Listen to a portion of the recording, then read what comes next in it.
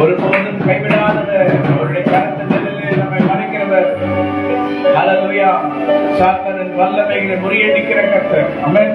சங்கீதங்களின் புத்தகத்தை 94ஆம் அதிகாரத்தை விடுவோம்.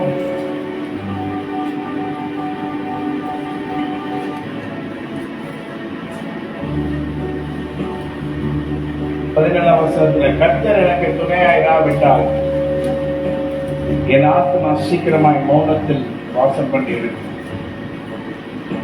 வேர்பிள்ளைகளை கர்த்தருடைய வார்த்தை நாம் கேட்போம். சில நேரங்களில் சில காரியங்கள் நம்முடைய வாழ்க்கையில் நடக்கல, அது நடக்கல, இது நடக்கல நம்ம சொல்றோம். அது தவறு நான் சொல்ல வரல. சில காரியங்களுக்காக ஜெபம் பண்ணிட்டு இருக்கோம். ஆனா வேதம் என்ன வெளிப்படுத்துகிறது என்றால், கர்த்தர் மாத்திரம் நமக்கு ஆண்டு நீங்க எனக்கு துணை இல்ல, அதுதான் இது நடக்கல, அது நடக்கல அப்படின்னு சொல்றோம். வேதம் என்னத்துல சங்கீதக்காரர் சொல்றாரு, கர்த்தர் எனக்கு துணையா இராவிட்டால்,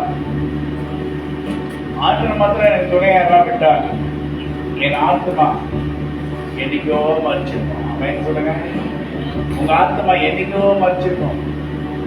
என்னைக்கோ நீங்க மறிச்சு அந்த உங்களுடைய பிரேதத்தின் மேல் அந்த கல்லறை கட்டி புல்லு மலைச்சு மறந்து ஜனங்களுடைய மனது மறந்து போயிருக்கும். ஜனங்களுடைய மனதுல கொஞ்ச நாட்கள் இருக்கும். ஒரு மனுஷன் இருக்கும்போது அவனுக்கு இருக்கிற ஆஸ்தி, சொத்து, வீடு, அது இது எல்லாம் பார்த்து ஜனங்க அவரை பார்த்து பயப்படுவாங்க, மரியாதை கொடுப்பாங்க, எல்லாம் கொடுப்பாங்க. ஆனா எப்போ ஒரு பிரேதமா ஆயிடுச்சுன்னா, ஒரு சரீரமா ஆயிடுச்சுன்னா, அதுக்கப்புறம் அதுக்கு மரியாதை இல்லை. நான் கேள்விப்பட்டிருக்கேன், அது உண்மையா எனக்கு எம்ஜி ராமச்சந்திரன், எம்ஜிஆர் என்று சொல்லுகிற எம்ஜி ராமச்சந்திரன் அவர்கள் அந்த அவர் இருக்கிற இடத்துல அவர் மறிச்சிட்டாரு. அப்போ லிப்ட்ல கூட்டிட்டு வராங்க. லிப்ட்ல கூட்டிட்டு வரும்போது அந்த லிப்ட்ல அவருடைய கை மாட்டிக்கிச்சு. லிப்ட்ல கை மாட்டின பிறகு இறந்துட்டாரு. எடுக்க வரல. அப்ப அந்த கையை வடிச்சுதான் இழுத்தாங்களாம். அப்போ அந்த மனுஷனுக்கு எவ்வளோ ஒரு மரியாதை, எவ்வளோ ஒரு அது எல்லாரும் ஜீவனோட இருக்கும். சரீரம்னு போது அதை வளைச்சு எடுத்தா என்ன, எடுக்கணுமே. இதுதான் நம்முடைய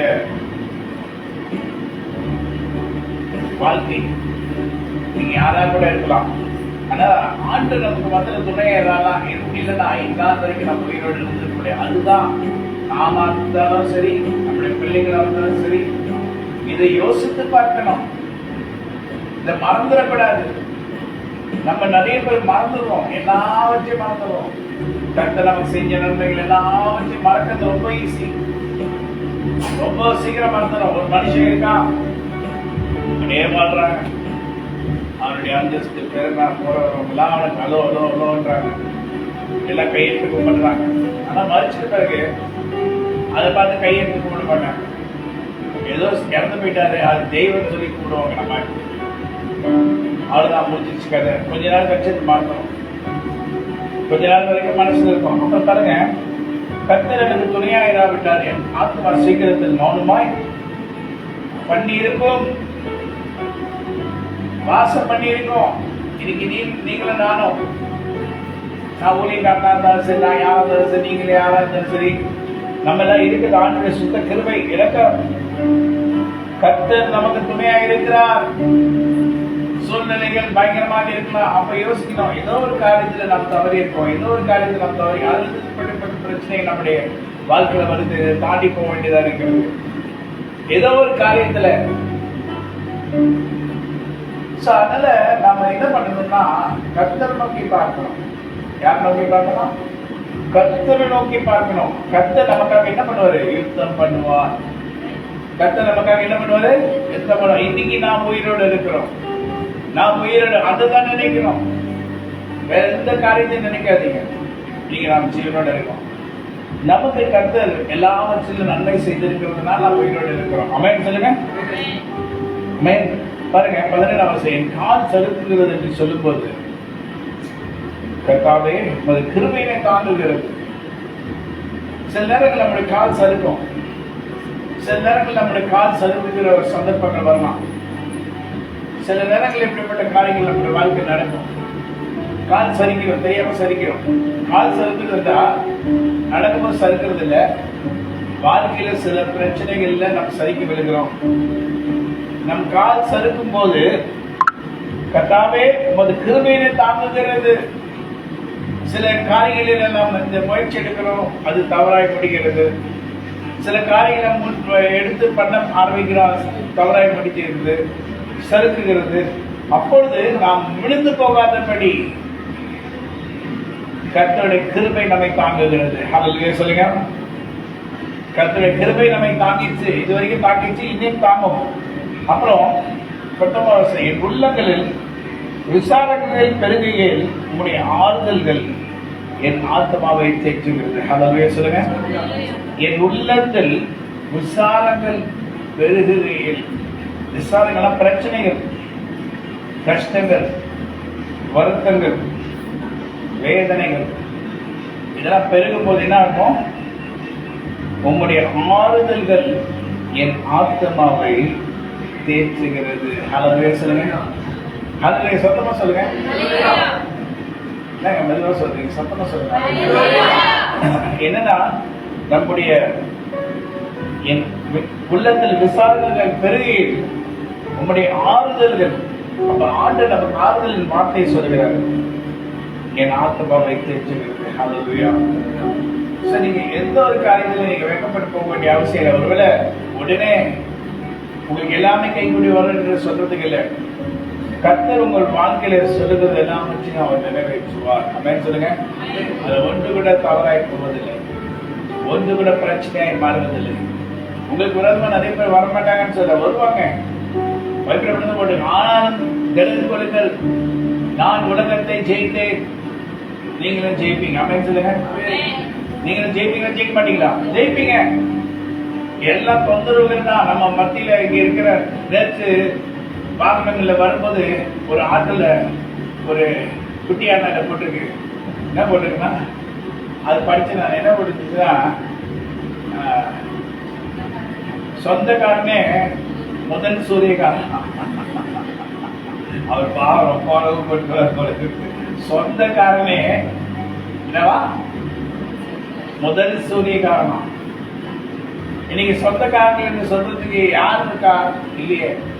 சொந்தம் என்று சொல்லிக் கொள்ள உண்மை விட யாரும் இல்லை. சொந்தம் என்று சொல்லிக் கொள்ள உண்மை விட யாரும் இல்லை.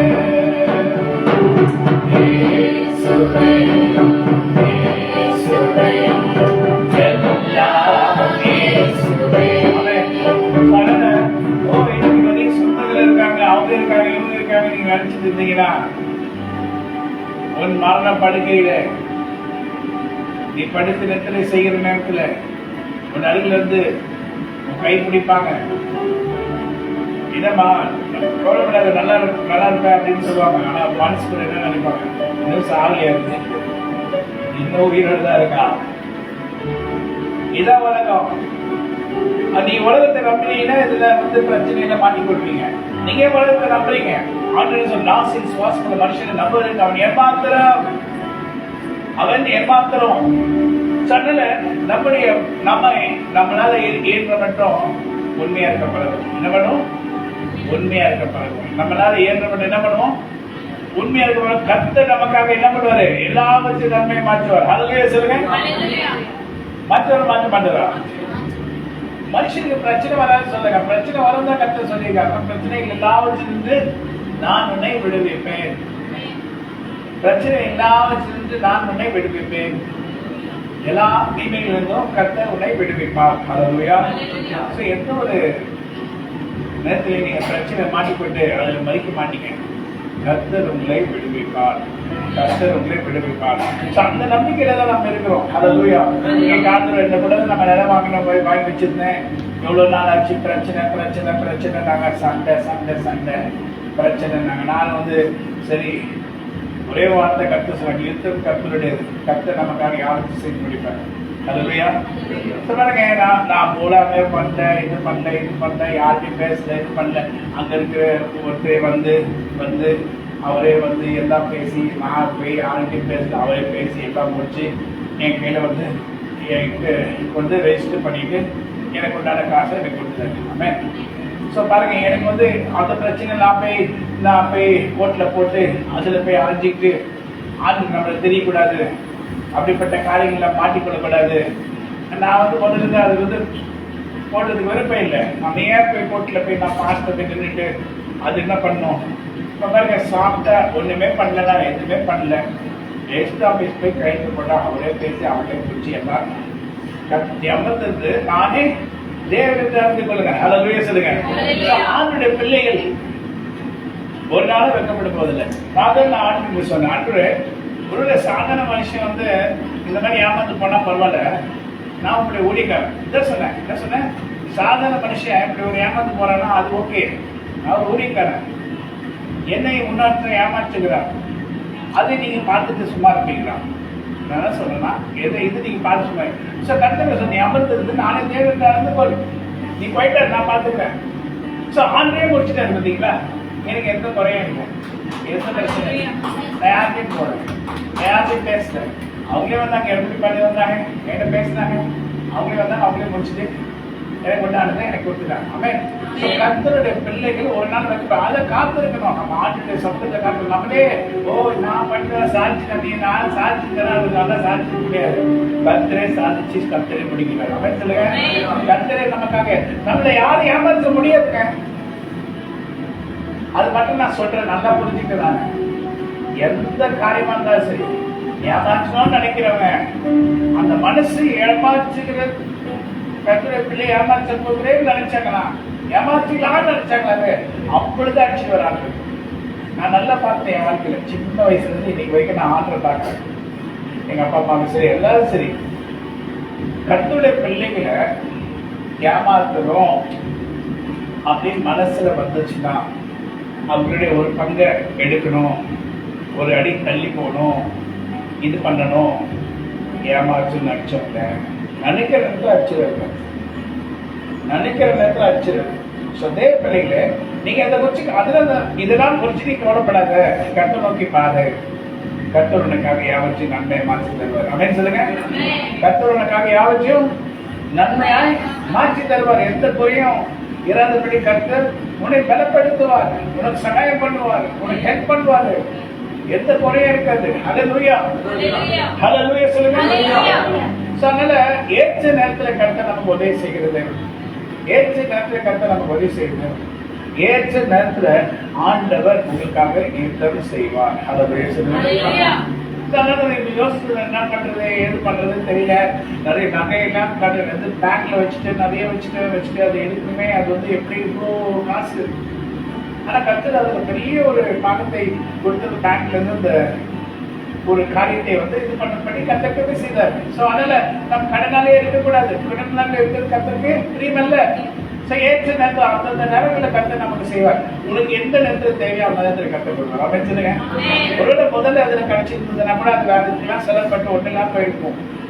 ஆனா எந்த நேரத்தில் நமக்கு தேவையோ அந்த நேரத்தில் கர்த்தர் நமக்கு உதவி செய்வார். அப்படின்னு சொல்லுங்க. அப்படின்னு சொல்லுங்க. ஏற்ற நேரத்தில் கர்த்தர் நமக்கு உதவி செய்வார். ஹல்லேலூயா. ஆமென். So, எந்த காரியத்தை குறித்து சோர்ந்து போக வேண்டாம். கர்த்தரிடத்தில் உங்களை அர்ப்பணிங்க. கர்த்தரிடத்தில் உங்களை அர்ப்பணிங்க.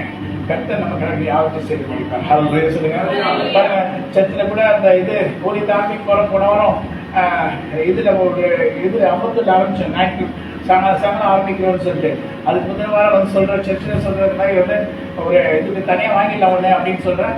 கரெக்டா அன்னைக்கே கர்த்தர் வந்து எல்லாவற்றையும் கொடுத்தாரு. நிறைய பேர் கொடுத்தீங்க, இங்க இருக்க கூட சில பேர் கொடுத்தீங்க. கர்த்தர் உங்களை நூறத்தினையாக ஆஸ்வதிக்க வல்லவராக இருக்கிறார். ஹல்லேலூயா. சோ எந்த ஒரு குறை இல்லாதபடி கேட்டதுக்கு அதிகமா கர்த்தர் கொடுத்தார். ஆமென். தேவ பிள்ளைகளே, அந்த மாதிரி கர்த்தர் நம்முடைய தேவைகளை சந்திக்க வல்லவராக இருக்கிறார். ஹல்லேலூயா. அப்ப வந்து நான் கூட யோசித்தேன், எனக்கு ஒரு நல்ல கீபோர்டு வாங்கலையே, இப்படியே இருக்குமே, சாதாரண கீபோர்டு வச்சுட்டே இருக்குமே அப்படின்னு. அப்ப எங்க அண்ணன் பொண்ணு இங்க காதல் வீட்டுல அண்ணன் பொண்ணு வந்து அங்க வந்து நாங்க வாங்கி தச்சுருக்கோம் அப்படின்னு சொல்லி அவங்க 50,000 ரூபாய் கொடுத்தாங்க கீபோர்டு. நல்ல நான் அதான் யோசித்தேன், இன்னும் நல்ல கீபோர்டு வாங்கலாம் போல இருக்கு. ஆமென். கர்த்தர் நம்முடைய தேவைகளை சந்திக்க வல்லவராக இருக்கிறார். கர்த்தர் நம்முடைய தேவைகளை சந்திக்க வல்லவராக இருக்கிறார். எந்த குறையில்லாதபடி கர்த்தர் நம்மை நடத்துவார். ஹல்லேலூயா. யாருக்குமே கேட்க வேணாம், நான் புதுக்கி வேணும்னு கேட்கல. ஆனா பாருங்க, அதுதான் எங்க அண்ணன் சொல்லி நமக்கு வாங்கி தர வச்சுருக்காங்க, நீங்க போங்க அப்படின்னு சொல்லி நாங்க வாங்கி தரோம். ஸோ அதனால கர்த்தர் நமக்கு எல்லாவற்றையும் ஏற்ற நேரத்துல செய்து முடிக்க வல்லவராக இருக்கிறார். நாம் என்ன பண்ணோம்? உண்மையா இருக்கணும், கர்த்தரை தேடணும், உண்மையா ஆண்டு இடத்துல சொல்லணும். ஆண்டு நமக்கு நன்மையானவைகளை செய்து முடிப்பார். ஒரு குறையா நமக்கு இருக்காது. ஹல்லேலூயா சொல்லுங்க. ஒரு குறையும் நமக்கு இருக்காது. கர்த்தர் நம்ம யார் முன்பாக வெக்கப்பட்டு போக விட மாட்டார். ஒரு யோசிச்சிருக்காங்க நிறைய பேர், ரூடிக்கார பாருங்க, யாரோ ஒருத்தன் ஏமாத்தினா எதுவுமே பண்ண முடியல அப்படின்னு நினைக்கிறாங்க. இதுக்காகவே கர்த்தர் அற்புதம் செய்யணும்னு சொல்லி சொன்னாங்க. எனக்கு அது வேணும் இது வேணும், இதுக்காகவே 4 பேர் மோசம் அப்படிதான் ஆண்டு எடுத்துட்டு போய் பாருங்க. அவங்க என்ன சொல்லுவாங்க, இவங்க என்ன சொல்லுவாங்க, ஆண்டவரே எங்களுக்கு துணை இல்லைங்க. அதே போல உங்களுக்கு கர்த்தர் துணை நிற்பாரு. நீங்க இதுக்கு செய்ய வேண்டிய காரியம் என்னது? அமர்ந்து இருந்து அவரே தேவன் நடந்து கொள்ளுங்க. நிச்சயமா கர்த்தர் உங்களுடைய வாழ்க்கையில என்னன்னா இன்னைக்கு கர்த்தர் நமக்கு செஞ்சிருக்கிறாரு. அதனால இது செய்யல, அது செய்யல, அது செய்யல, அது பண்ணல, இது பண்ணல, அது பண்ணலன்னு சொல்லாதீங்க. கர்த்தர் நிச்சயமாக அதை செய்து முடிப்பார். ஹல்லேலூயா சொல்லுங்க. நிச்சயமாக அதை செய்து முடிப்பார். ஹல்லேலூயா. என் உள்ளத்தில் விசாரணை பெருகையில் உங்களுடைய ஆறுதல்கள் என் ஆத்மாவை தேய்ச்சது. உங்களுடைய ஆறுதல், உங்களுடைய ஆறுதலின் கரம் என் ஆத்மாவை தேய்ச்சது. ஒரு நாள் நம்ம வெக்கப்பட்டு போவதில்லை. எந்த ஒரு காரியத்திலே நாம் வெக்கப்பட்டு போவதில்லை. ஹல்லேலூயா சொல்லுங்க. எந்த ஒரு காரியத்தில் நாம் வெக்கப்பட்டு போகாதபடி கர்த்தர் நம்மை நன்மையில நடத்துவார். ஹல்லேலூயா. நன்மையான காரியங்கள் நம்முடைய வாழ்க்கையை செய்து முடிப்பார். கர்த்தர் நிச்சயமா நம்மோடு கூட இருக்கிறார். ஹல்லேலூயா. கர்த்தர் குடும்பமா கர்த்தரோகி பார்ப்போமா?